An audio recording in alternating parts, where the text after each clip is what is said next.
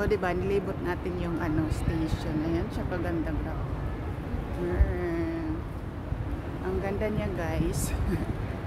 Ito lang yung pinunta ko dito. Nagpahinga na sana ako, pero nagbihis ako ulit. Yung outfitan natin. Nagbihis ako ulit para makita ko dito sa gabi. Kasi sobrang ganda nito sa gabi. Yan. Sobrang lawak to, guys. So, ito. Wala akong nilagay, guys. So, kayong magtaka na putlang-putla kasi wala akong nilagay dyan sa mukha ko. Tapos, sobrang lamig dito. Winter kasi dito, guys. So, yan. Ang saya lang. Yung station, parang attraction kasi siya, guys. Attraction siya sa mga turista. So, nakaka-amaze. So, pupunta na tayong uwian. Uwian na, guys. Pupunta na tayo sa ating tinutuluyan. So, yun lang, guys. Sobrang ganda. Sobrang nakaka-amaze yung kisame niya. Yung kisame talaga niya.